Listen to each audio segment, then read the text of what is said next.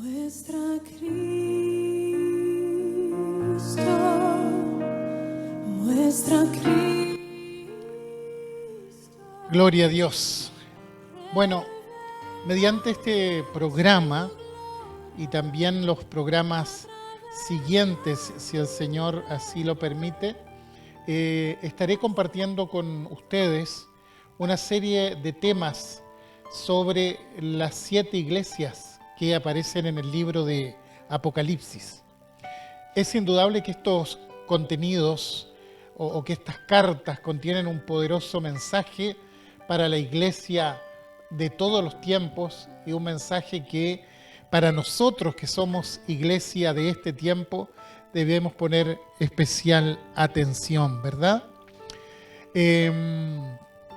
Creo que en todo tiempo la iglesia ha enfrentado dificultades.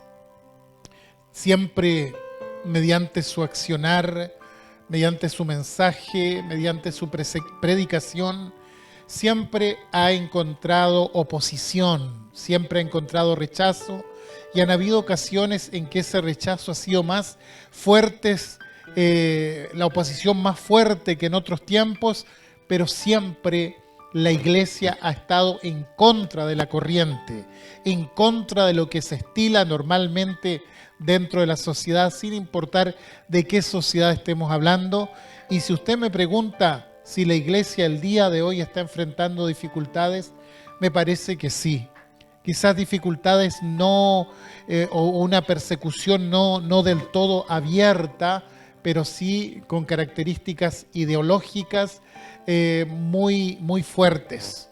Y por lo tanto, los que somos iglesia, los que hemos sido llamados para ser iglesia, debemos también considerar estas cosas para poder mantenernos firmes dentro de los planes, de los propósitos y de la voluntad de Dios. Muchas veces, si somos realistas, los problemas que enfrenta la iglesia no son solo externos, sino que lo más lamentable, muchas veces esos problemas son internos también. Muchos creyentes ni siquiera saben para qué existe la iglesia. No saben cuál es la misión de la iglesia, y ese desconocimiento ha llevado a un detrimento de la iglesia misma. Por lo tanto, es importante preguntarnos, ¿qué es la iglesia? ¿Cuál es la misión que tiene la iglesia? Si usted es un creyente en Cristo, debe tener sumo interés por conocer estas cosas.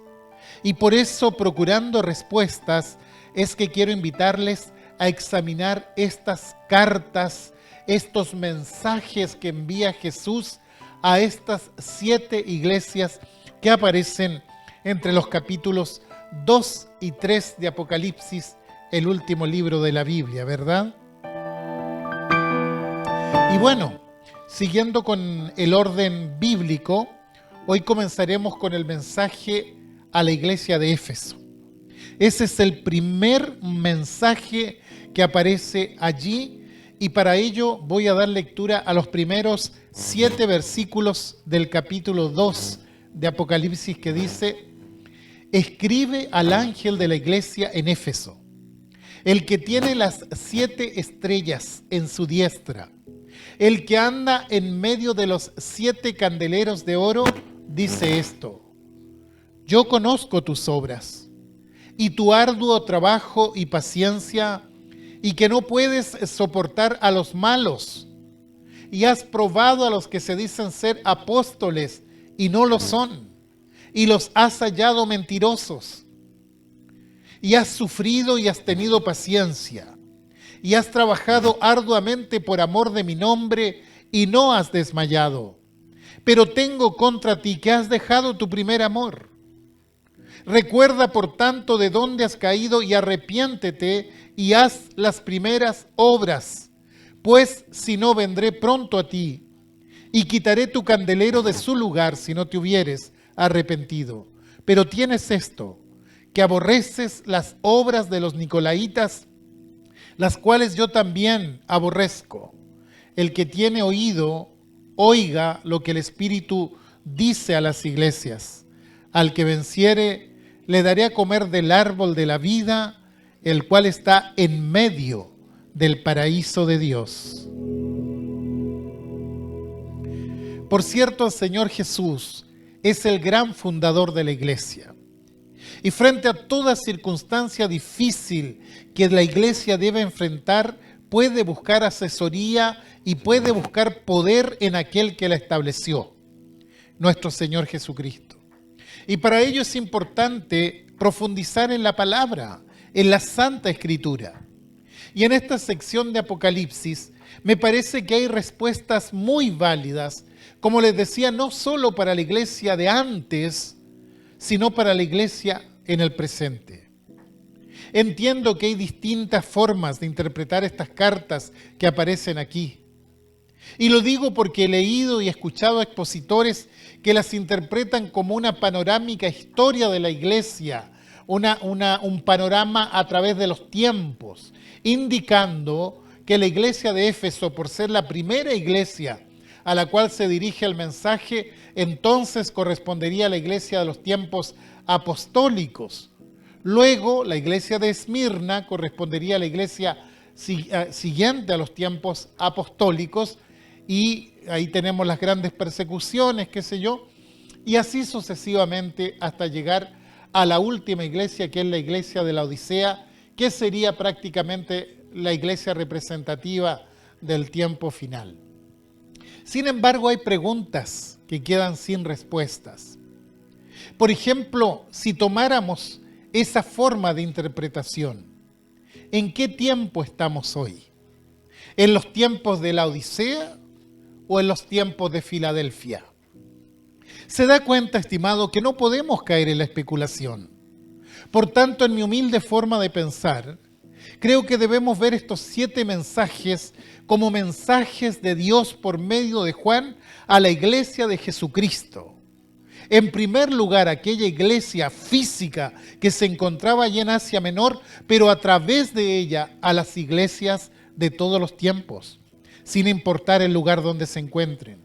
Y cada enseñanza, cada exhortación la debemos tomar en su conjunto y aplicarlas tanto al momento actual como al tiempo venidero, porque de todos modos es así como debemos estudiar la Escritura en su generalidad. Las 7 iglesias mencionadas en Apocalipsis son 7 iglesias literales, no figuradas. Son iglesias que efectivamente existieron con las diversas características aquí escritas. Y lo que hace el Señor es, en primer lugar, hacer una descripción de sí mismo. Cada vez que escribe a una iglesia, hace una descripción de sí. Luego hace un diagnóstico o análisis de la iglesia en particular a la que se está dirigiendo. Luego entrega una exhortación y finalmente una promesa para quienes escuchan lo que el Espíritu Santo está comunicando en ese momento. Ahora, cuando vamos al mensaje a la iglesia de Éfeso, el Señor comienza describiéndose como aquel que tiene las 7 estrellas en su diestra, el que anda en medio de los 7 candeleros de oro. Las estrellas tienen que ver con los ministerios de la iglesia. Este número 7, que por lo regular lo encontramos en los mensajes proféticos, siempre nos va a llevar a pensar en la perfección, en lo perfecto, en lo completo, en lo que sale de parte de Dios. Las 7 estrellas en su diestra correspondería al ministerio perfecto, el cual sostiene firmemente el Señor con su diestra, ¿verdad? Luego, cuando se habla de los ángeles de las iglesias, se refiere a los mensajeros enviados por el Señor. Y quiero hacer una aclaración muy importante aquí. La palabra ángel significa básicamente enviado. Y perfectamente se puede atribuir a una persona de carne y huesos, en este caso al pastor de la iglesia. Quiere decir que Dios sostiene, sustenta con poder y perfección a sus ministros que Él ha comisionado para guiar la grey. Y bueno, siempre uno como pastor se siente un poco cohibido cuando la Biblia habla acerca de los pastores, y uno piensa, ¿será prudente que uno siendo pastor tenga que decir estas cosas? Pero es la palabra que el Señor está entregando. Cuando un pastor, cuando un ministro del Evangelio es despreciado, se desprecia no al hombre, sino al Señor que lo puso ahí. Lamentablemente, es tan fácil hablar contra la labor pastoral. Es tan fácil criticar al pastor porque muchas veces se desconoce lo que ellos hacen o la responsabilidad que el Señor ha puesto sobre ellos. Hebreos 13:17 dice claramente: obedeced a vuestros pastores y sujetaos a ellos, porque ellos velan por vuestras almas como quienes han de dar cuenta, para que lo hagan con alegría y no quejándose, porque esto no os es provechoso. Imagínense estas palabras: obedeced a vuestros pastores. Si lo dijera un pastor y no la Biblia, yo creo que resultaría tremendamente chocante. Pero es la Biblia, la palabra de Dios, la que está exhortando acerca de estas cosas. Como les decía, claro, uno como pastor no es fácil hablar de estas cosas, pero yo creo que es importante dejar que la palabra del Señor nos ilustre al respecto. Ahora, por cierto, que hay quienes se hacen llamar pastores, aunque Dios nunca les puso allí. La verdad es que la responsabilidad pastoral es muy alta y es muy solemne. Dice: ellos han de dar cuenta por vuestras almas. El trabajo pastoral no es pararse en un púlpito y mandar a la gente o ejercer dominio sobre ella, como si se tratara del amo, del señor de la iglesia, no. El trabajo pastoral en la iglesia es emular la labor del gran pastor de las ovejas, que es Jesucristo. Ahora, como ya vimos en esta carta, se presenta a Cristo como el que tiene el ministerio, las 7 estrellas de la iglesia en su mano derecha. En otras palabras, es Él el que respalda la labor de los verdaderos ministros, de los verdaderos pastores. Mientras Satanás está siempre dispuesto a devorar a los ministros de la iglesia, el Señor está allí para sustentarle, para sustentar a sus siervos que Él ha puesto. Quiere decir que los ministros, los siervos o pastores de Dios tienen una protección determinante de parte de Cristo el Señor. Miren lo que dice el profeta Isaías, allí en el capítulo 54, versículos 15 al 17. Si alguno conspirare contra ti, lo hará sin mí. El que contra ti conspirare, delante de ti caerá. He aquí que yo hice al becerro, todo de nuevo. He aquí que yo hice al herrero que sopla las ascuas en el fuego y que saca la herramienta para su obra, y yo he creado al destruidor para destruir. Ninguna arma forjada contra ti prosperará, y condenarás toda lengua que se levante contra ti en juicio. Esta es la herencia de los siervos de Jehová, y su salvación de mí vendrá, dice Jehová. Es una palabra tremenda, ¿no? Muy alentadora para aquellos siervos que muchas veces se sienten desfallecer. Porque claro, la carga muchas veces es pesada. Es difícil continuar. Pero dice la palabra del Señor que Él está con sus siervos y que ninguna arma que se levante contra ellos ha de prosperar. Dios bendiga a los pastores. Nunca el ministerio ha sido fácil. No importa el tiempo o el lugar, siempre los ministros del Señor han tenido dificultades y problemas.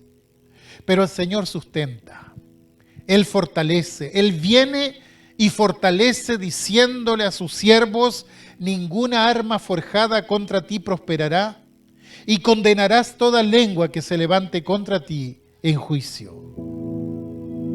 No hay duda de que Dios cuida, protege de un modo especial a aquellos que Él ha llamado al ministerio. Sus palabras de aliento son muy reconfortantes en momentos de cuestionamiento personal o de dificultad para desarrollar la tarea. El candelero figura a Cristo en medio de la iglesia. Así como el sacerdote de la antigüedad mantenía las luces encendidas, así Cristo mantiene la luz encendida a través de sus iglesias. Él es el que tiene los 7 estrellas en su diestra. Él es el que anda en medio de los 7 candeleros de oro.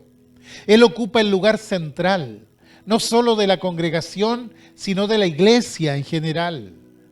Cristo Jesús es el Señor de la congregación. Él es el dueño de la iglesia. Él siempre va a estar presente, aunque la congregación sea débil, sea pequeña o se encuentre en algún lugar remoto del mundo.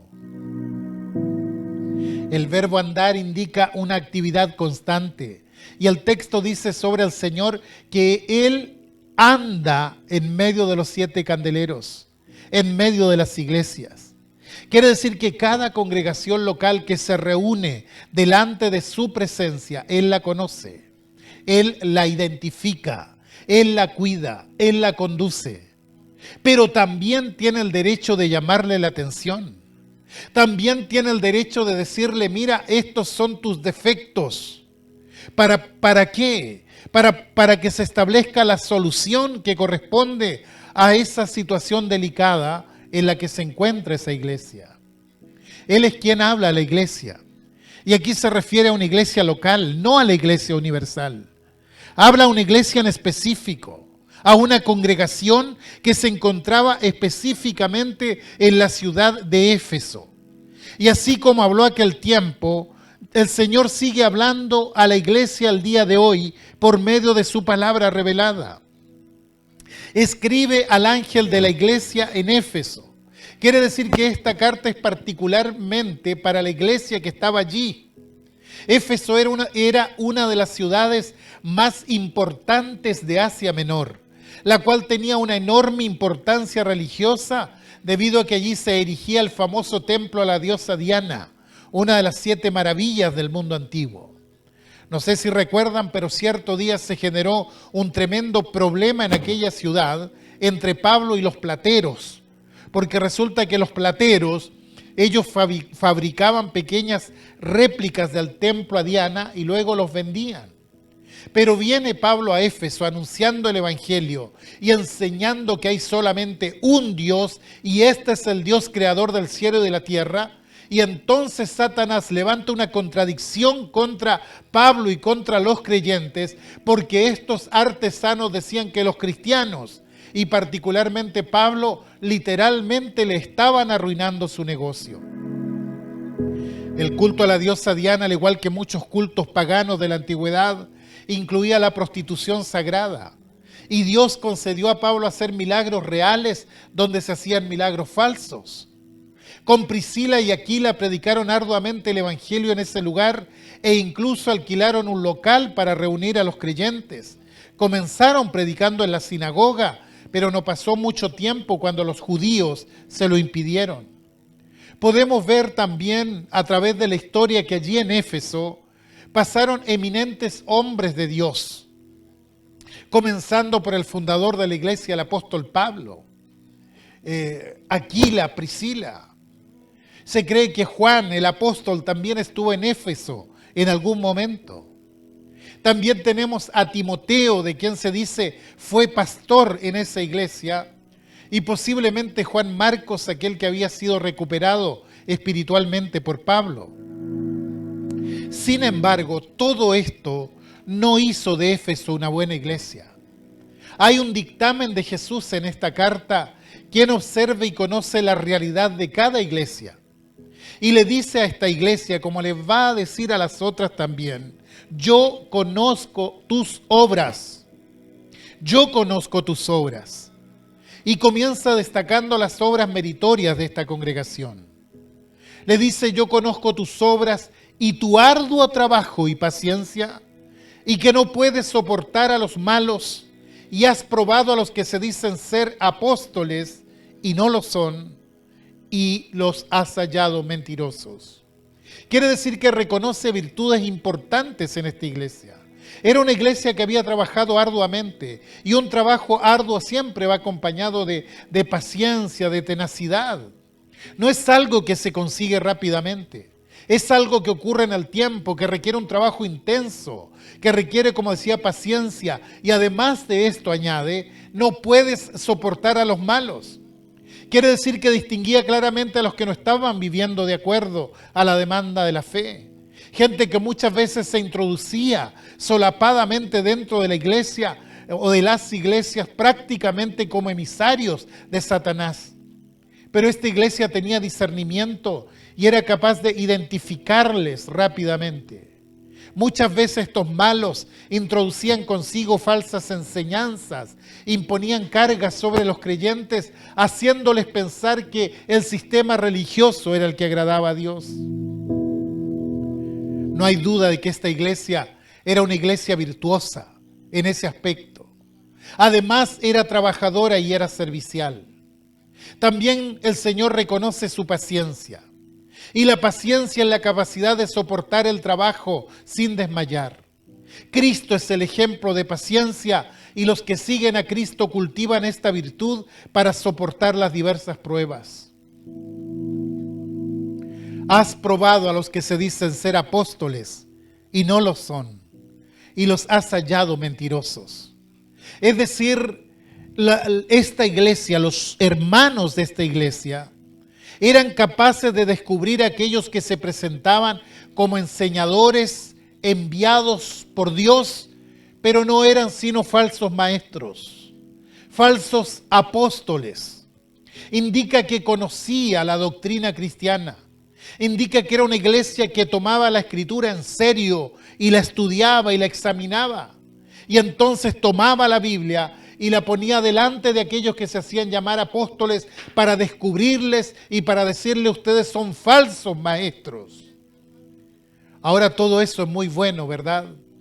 Es muy meritorio. ¿Quién podría decir que eso está mal?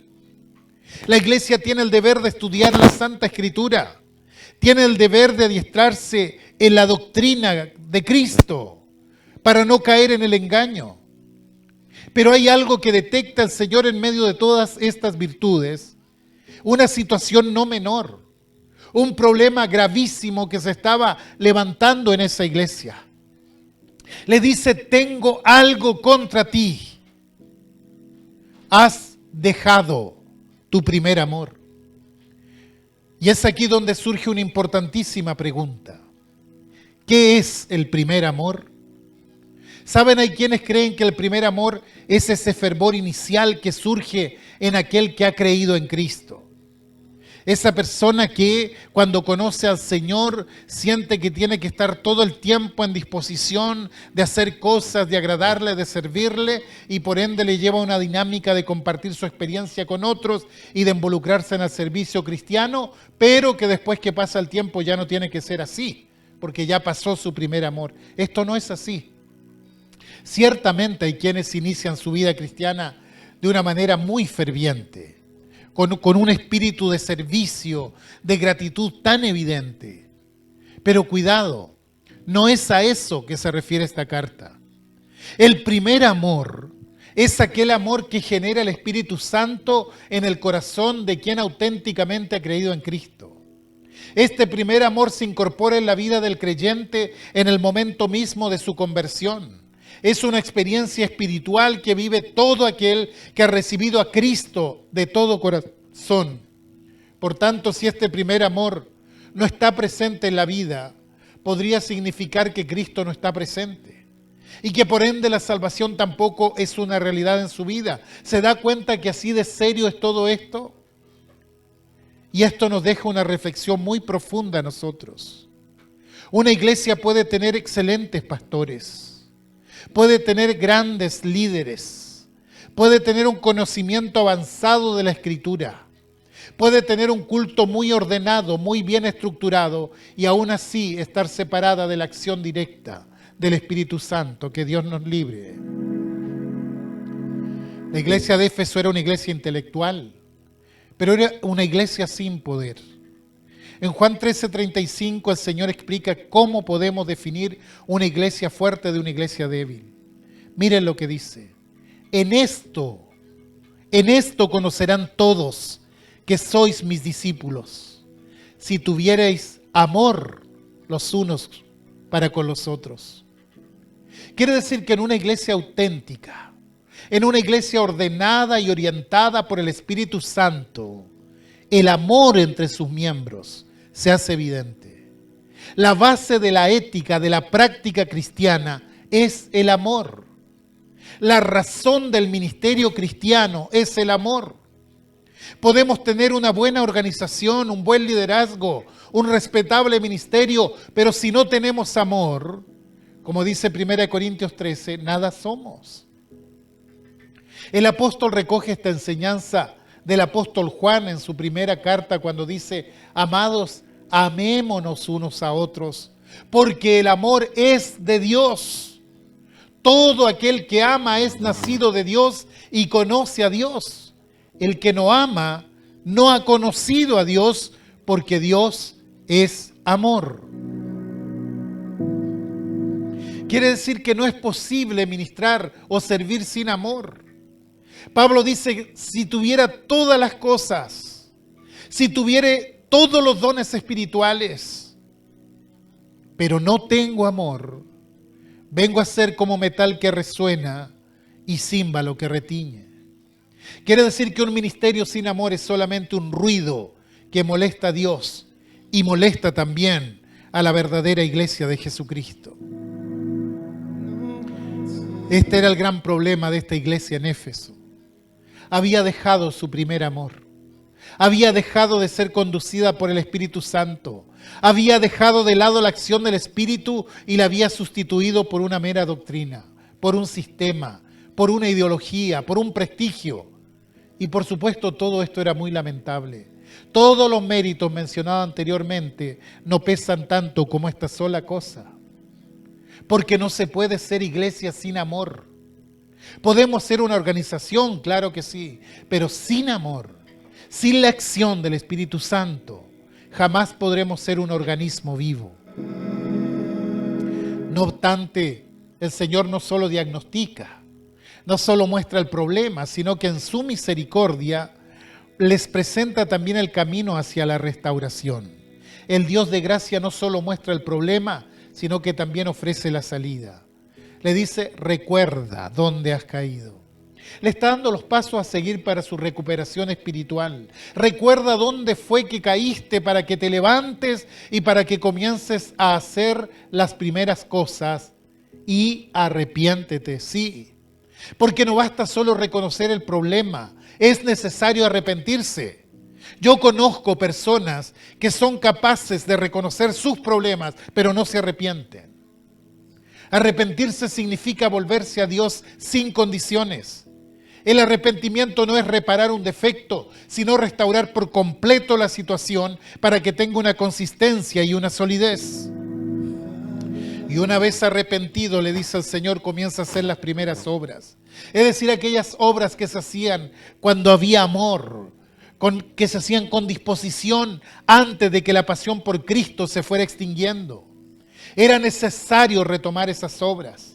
Las primeras obras, aquellas que se hacían antes de que la acción del Espíritu Santo fuese desplazada por una mera estructura religiosa. Finalmente también hay una advertencia muy solemne de parte de Dios. Le dice Dios: si mantienes esta vida de separación con el Espíritu Santo, si sigues sustituyendo su poder por el tuyo, si quieres llevar a cabo la obra de Dios mediante tus fuerzas en lugar de las fuerzas de Dios, entonces vendré pronto a ti y quitaré tu candelero de su lugar. En otras palabras, el Señor le está diciendo: yo me arrogo el derecho de quitar tu candelero. Yo me arrogo el derecho de removerte porque eres una iglesia que yo no necesito. Qué tremenda advertencia. Siempre me ha llamado la atención y me conmueve mucho esto. Si no te hubieres arrepentido, vendré pronto a ti y quitaré tu candelero de su lugar. Significa que el Espíritu Santo ya no va a tomar decisiones en esa iglesia. Significa que la va a dejar a expensas de sus propias determinaciones. Y por cierto, hay iglesias que han desaparecido literalmente.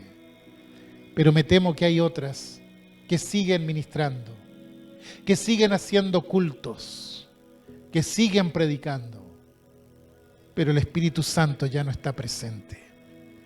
Que Dios nos libre. Ahora esta advertencia que es para una iglesia, para una comunidad, también es una advertencia para cada creyente en particular. Recordemos que el primer altar que tenemos que levantar es nuestra propia vida. Entonces, ¿quién gobierna tu vida? ¿Quién está tomando las grandes decisiones en tu vida? Cuidado, hermano. Muchos han comenzado una vida cristiana fervorosa, pero terminan volviéndose al mundo como si nunca hubiesen conocido a Dios. Y lo que es peor aún, hay quienes siguen profesando su fe, pero de una manera vacía, de apariencias externas, nada más. En la parte final el Señor destaca algo más de esta iglesia. Le dice, pero tienes esto, que aborreces las obras de los Nicolaitas, las cuales yo también aborrezco. ¿Quiénes eran los Nicolaitas? Algunos estudiosos creen que se trata de una palabra compuesta, Nicaos y Laos, que significa algo como dominadores del pueblo. Es probable que se estuviese apareciendo una cierta jerarquía en la iglesia, pseudo señores de la iglesia. Sin embargo, otros creen que se refiere a los seguidores de un tal Nicolás, un prosélito de Antioquía que llegó a tener influencia en la iglesia. Pero bueno, sea lo que sea, en realidad no nos interesa tanto. Lo que nos interesa es que las obras de estos que quieren ejercer dominio sobre los demás en la iglesia son aborrecidos, estas obras son aborrecidas por Dios. Y el Señor le dice, reconozco que tú también aborreces esas cosas, pero ten en cuenta que no voy a aguantar por mucho tiempo a una iglesia que no esté dependiendo del Espíritu Santo. Y concluye haciendo un llamado a cada persona. Dice, el que tiene oído, oiga lo que el Espíritu dice a las iglesias. No está llamando a la colectividad total de la iglesia, sino a aquella persona que descubre el problema que hay en la iglesia y que como miembro de la misma lo ve también como su problema personal. Se refiere a discernir espiritualmente lo que el Señor está diciendo. Habrá alguien que diga, sí, Señor, he escuchado atentamente tu mensaje. Sé que he abandonado mi dependencia de ti, por tanto en esta misma hora me arrepiento y me pongo bajo tu dependencia y dirección, en sujeción a tu Espíritu Santo. Si tan solo uno tomara esta actitud, esta carta no sería leída en vano. Siempre el pecado interrumpe la comunión con Dios. Dios siempre queda desplazado cuando el pecado se levanta. Por eso la promesa al final dice, al que venciere, le daré a comer del árbol de la vida, el cual está en medio del paraíso de Dios. En otras palabras, el que vive conforme al Espíritu Santo recibirá vida abundante. Este es un solemne llamado a la reflexión. Preguntarnos primeramente si como iglesia nos estamos dejando guiar por Dios.